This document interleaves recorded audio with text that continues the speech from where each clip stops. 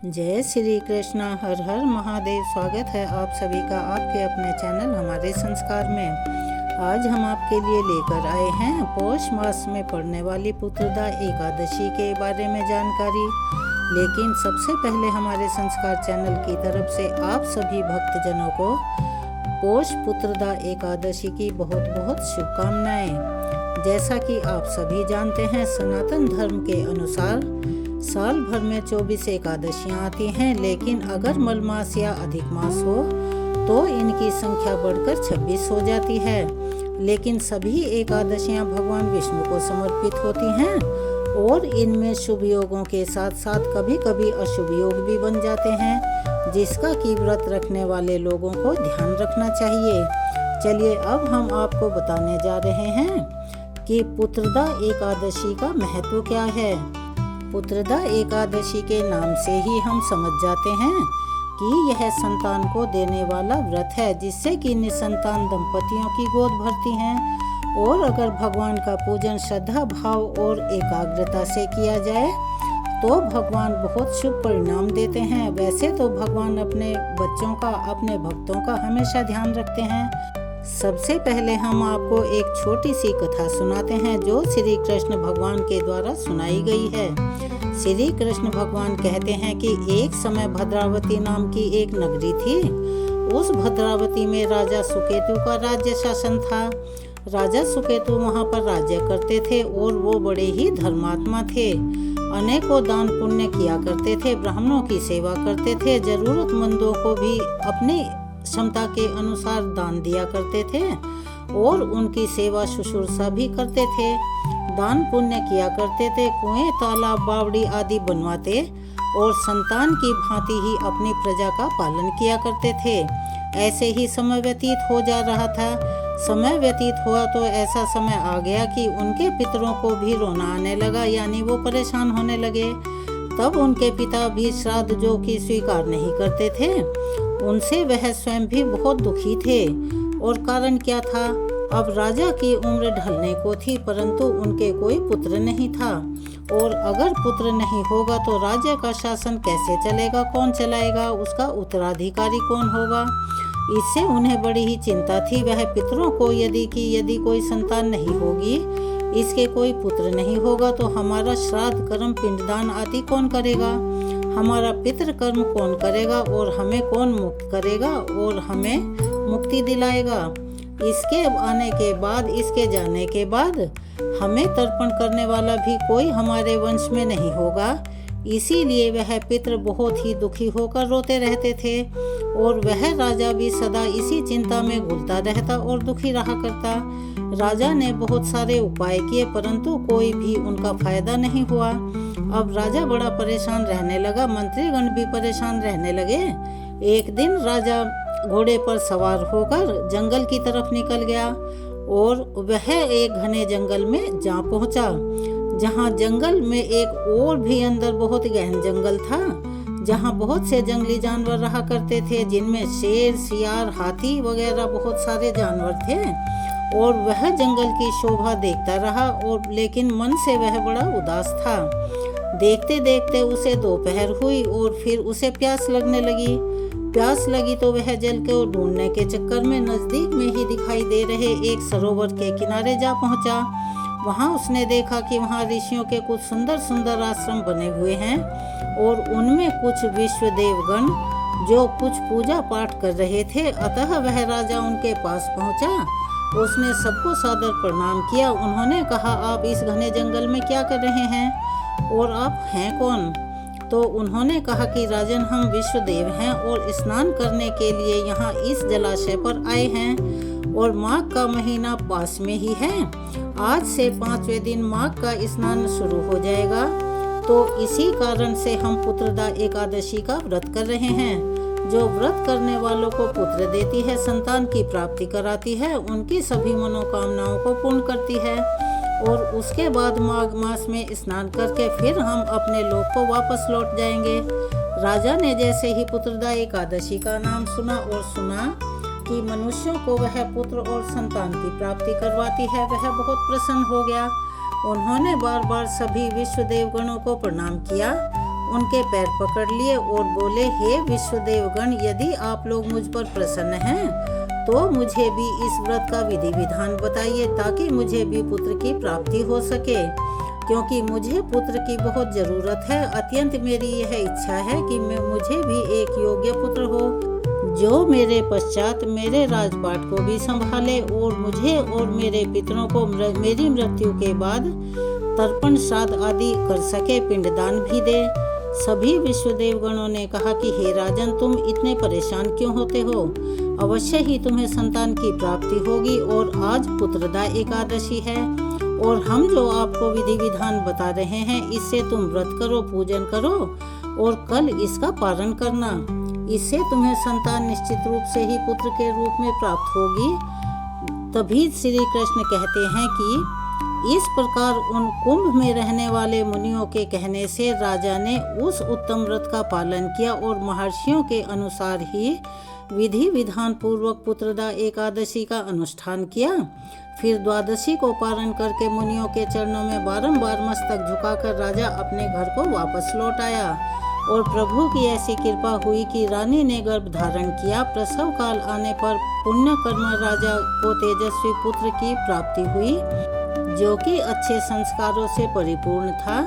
वह प्रजा का पालन अपने संतान की तरह से करता था और राजा को भी उसने बहुत सुख दिया और फिर एक महान राजा के रूप में स्थापित हुआ। भगवान श्री कृष्ण कहते हैं, जो कोई पुत्रदा एकादशी का व्रत पुत्र की इच्छा से संकल्प करके करता है, उसे अवश्य ही पुत्र की प्राप्ति होती है। इसीलिए सभी भक्तजनों से हमारा यह अनुरोध है कि जो भी इस व्रत को करने में सक्षम है या जिनकी इच्छा है कि भाई उनके घर में भी पुत्र की प्राप्ति हो, तो उन्हें इसे अवश्य ही करना चाहिए। लेकिन यह एक अटल सत्य है कि पुत्रदा एकादशी संतान देने वाली एकादशी मानी गई है। तो आप में से जो भी भक्तगण इस एकादशी का व्रत संतान की प्राप्ति के लिए या पुत्र की प्राप्ति के लिए कर रहे हैं, वह इस वीडियो को अंत तक देखिएगा कि आपको व्रत कैसे करना है और क्या वस्तुएं हैं जिनके आपको अवश्य ही उन्हें भगवान को अर्पित करना है।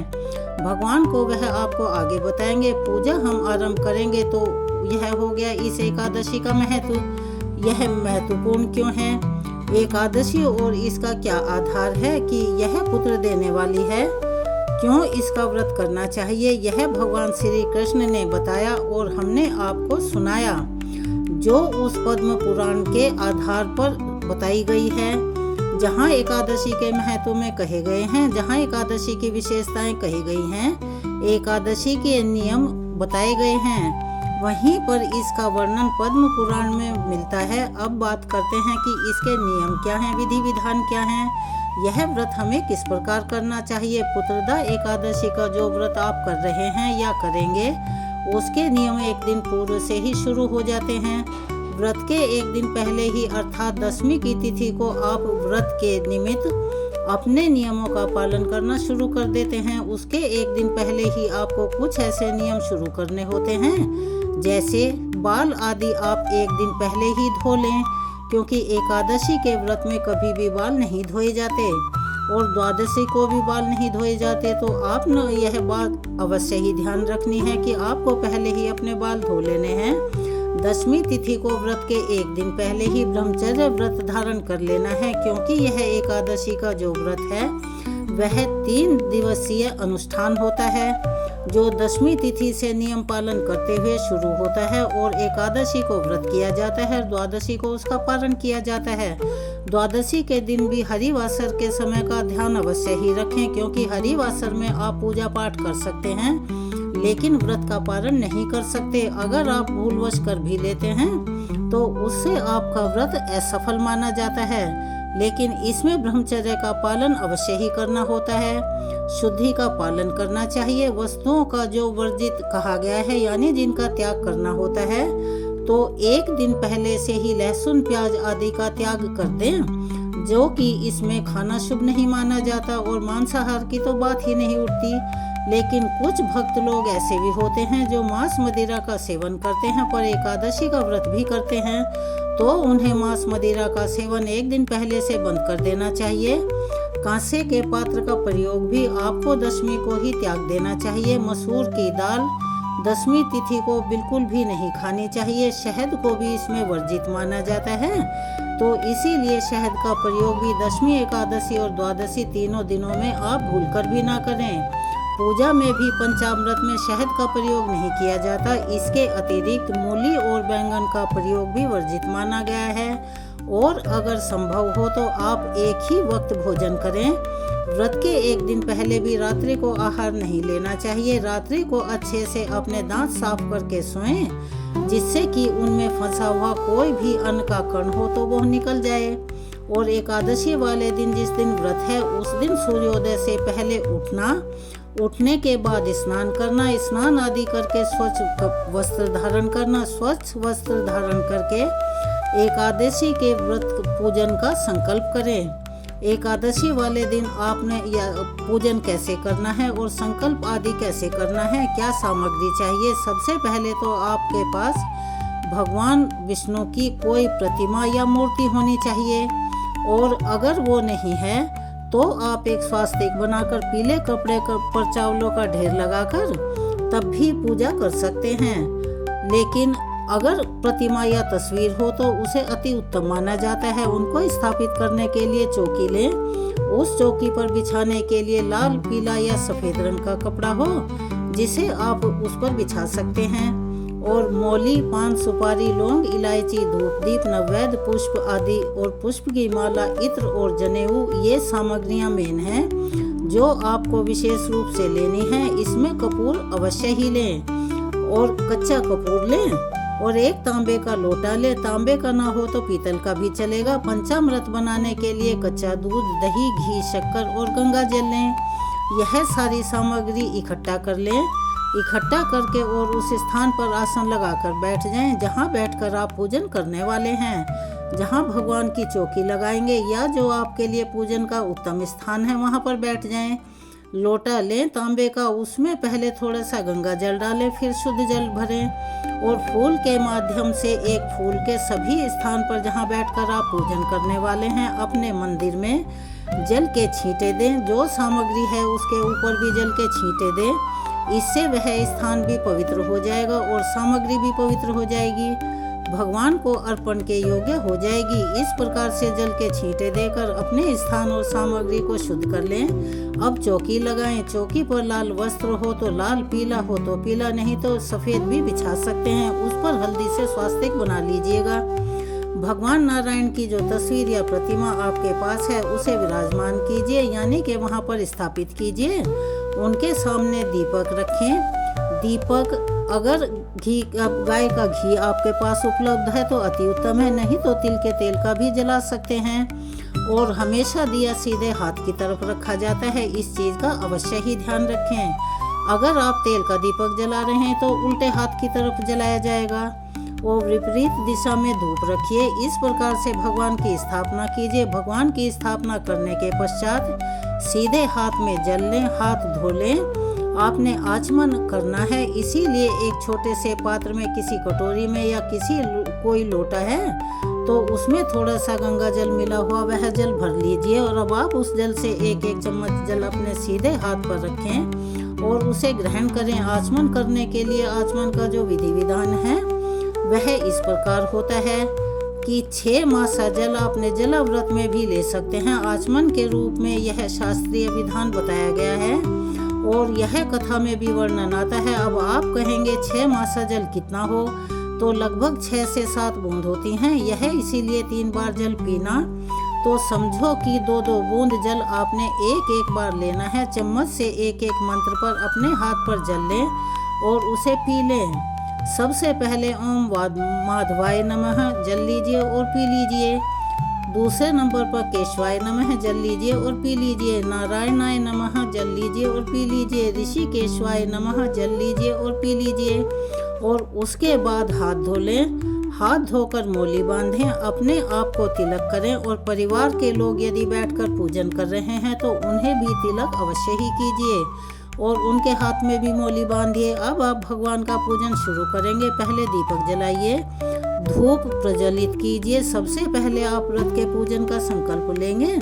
संकल्प करने के लिए सीधे हाथ पर 1 का सिक्का दक्षिणा के रूप में कम से कम रखें। अधिक जो भी आपकी क्षमता हो उतना रख सकते हैं और 3 बार बोलिए श्री विष्णु भगवान की जय, श्री विष्णु भगवान की जय, श्री विष्णु भगवान की जय।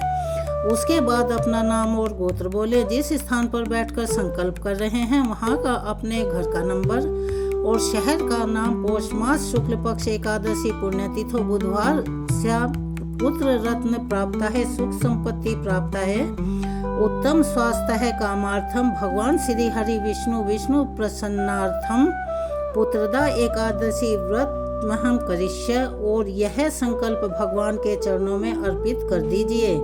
आपने संकल्प कर लिया है। आप यह जो एकादशी का व्रत है यह पुत्र की प्राप्ति के लिए, अच्छे स्वास्थ्य के लिए, धन संपत्ति और सुखी जीवन की प्राप्ति के लिए कर रहे हैं। इसमें से जो भी आप नहीं चाहते हैं वह ना बोलें, बाकी सब बोल दें। संकल्प करने के बाद अब आप भगवान का पूजन करें। तो पूजन करने के लिए उनके सामने जो आपने तस्वीर रखी होगी उनके सामने एक कटोरी रख दीजिए। उसमें आप पूजा की सामग्री करते जाइएगा और जिसके पास प्रतिमा है वह उस प्रतिमा को किसी थाली में या ऐसे पात्र में रख लें जिससे कि आप उनको स्नान करवाएं। तो जल जो है वो इधर उधर फैले नहीं।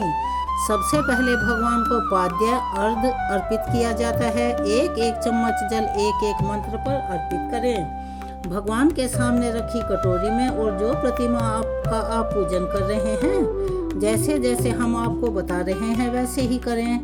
नारायणाय नमः पुत्रदा एकादशी व्रत पूजन अंतर्गत श्री हरि विष्णु प्रसन्नार्थ, श्री हरि विष्णु निमित्तार्थ ये पाद्य के रूप में 1 चम्मच जल अर्पित करें। अब भगवान को अर्घ्य दें। जो प्रतिमा का पूजन आप कर रहे हैं वो शंख में जल भरें, उससे अर्घ्य दीजिएगा। जो तस्वीर का पूजन कर रहे हैं वो 1 चम्मच जल लेकर भगवान के सामने रखें और पात्र में छोड़ दें, क्योंकि तस्वीर को कभी भी नहलाया नहीं जाता।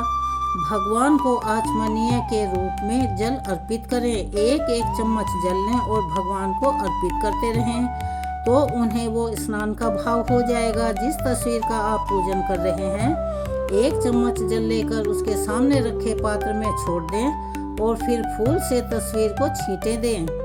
और जो प्रतिमा का पूजन कर रहे हैं वह भगवान को नहलाएं। शंख में जल भरकर उन्हें नहला दीजिए। भगवान को पंचामृत बनाइए। कच्चा दूध, दही, घी, शक्कर और गंगा जल मिलाकर उसको फूल पर लगा लीजिए और तस्वीर के सामने अर्पित कर दें। जो प्रतिमा की आप पूजन कर रहे हैं वह पंचामृत से अच्छे से भगवान को स्नान कराएं और फिर से शुद्ध जल से स्नान करवाएं। तो तस्वीर को शुद्ध जल से छींटे दीजिएगा। फूल के माध्यम से बाकी लोग प्रतिमा को नहला सकते हैं। इस प्रकार से मंत्र बोलते जाइए, अच्छे से नहला दीजिए। भगवान को नहलाकर वस्त्र अर्पित करते हैं तो वस्त्र के रूप में मौली का एक टुकड़ा तोड़िए और वह अर्पित कर दीजिए। जो प्रतिमा का पूजन कर रहे हैं वह प्रतिमा को थाली आदि से निकाल लीजिए और स्थान पर विराजमान कर दीजिए। वहाँ वस्त्र अर्पित कीजिए। वस्त्र के बाद भगवान को जनेऊ अर्पित किया जाता है। तो जनेऊ को रोली, कुमकुम आदि से तिलक कर लें और इत्र समर्पित करें। इत्र को फूल पर लगा लीजिए और भगवान को अर्पित कर दीजिए। भगवान को तिलक करें, कुमकुम से तिलक करें। तिलक करके पुष्प अर्पित करें। पुष्पम अर्पितम कीजिए और फूलों की माला जो आपके पास है वह पहना दीजिए। पुष्प अर्पित करने के बाद धूप दिखाएंगे और दीप दिखाएंगे। धूपम दीपम दिखाकर नैवेद्य अर्पित करेंगे। नैवेद्य क्या होता है कुछ लोग इसके बारे में नहीं जानते। तो वह जो भी आपके पास फल मिठाई है उस मिठाई को भगवान को, चाहे वो बताशा भी हो, अर्पित कर सकते हैं। आचमन के रूप में 1 चम्मच जल लीजिए, भगवान को अर्पित कर दीजिए। एक पान का पत्ता लीजिए, उस पर 2 लौंग, 2 इलायची, 1 सुपारी, थोड़ा सा कपूर रखिए। उसको अपने हाथ में ले लें। दोनों हाथों से दूसरा हाथ नीचे लगा लें। भगवान से प्रार्थना कीजिए कि हे प्रभु, यह एकादशी का व्रत हम संतान की प्राप्ति के लिए कर रहे हैं। हे जनार्दन, यह तांबुल हम आपको अर्पित करते हैं और प्रार्थना करते हैं कि आप इस तांबुल को स्वीकार करें तथा हमें संतान के रूप में पुत्र रत्न प्रदान करें। इस प्रकार से वह तांबुल भगवान के चरणों में अर्पित कर दीजिए। फिर आप पुत्रदा एकादशी की कथा सुनिए। कथा सुनने के बाद आरती करना अनिवार्य होता है।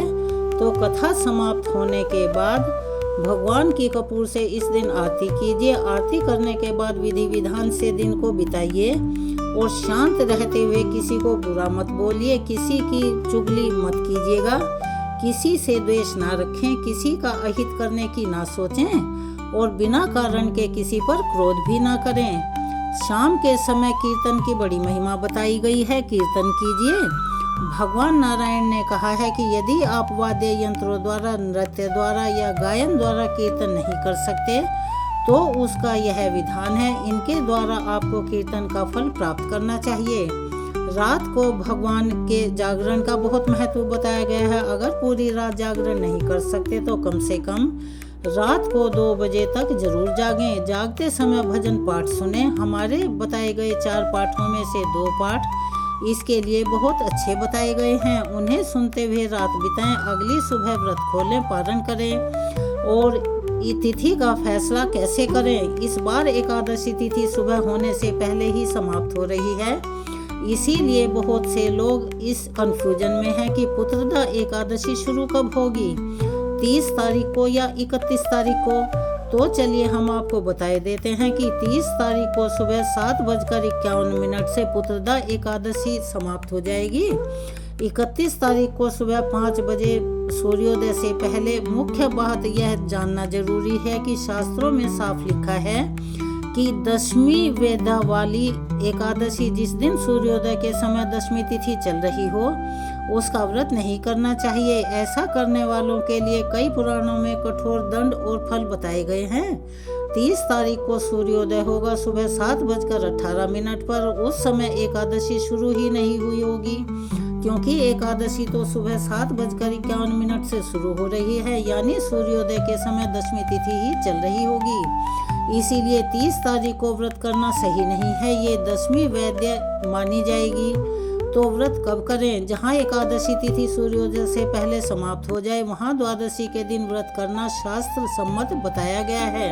तो हम आपको बताने जा रहे हैं व्रत की सही तिथि, जो कि 31 दिसंबर बुधवार। पूजा का श्रेष्ठ समय 31 तारीख की सुबह सूर्योदय से पहले, खासकर सुबह के अंतिम 3 घंटे। इस समय लाभ और अमृत की शुभ घड़ियां रहेंगी। विशेष ध्यान देने योग्य बात यह है कि 30 तारीख को व्रत बिल्कुल भी ना करें। व्रत और पूजा केवल 31 तारीख को ही करें। अब यहाँ पर ये जानकारी समाप्त होती है। आपको कैसी लगी कमेंट्स बॉक्स में अवश्य ही लिखें। जो चैनल पर नए हैं, चैनल को सब्सक्राइब करें, वीडियो को लाइक करें, ज़्यादा से ज़्यादा शेयर करें, बेल आइकन को भी अवश्य ही दबाएं। आपका सहयोग हमारे लिए अति महत्व रखता है, क्योंकि इससे हमारे मनोबल बढ़ने के साथ साथ हमें बहुत मदद भी मिलती है।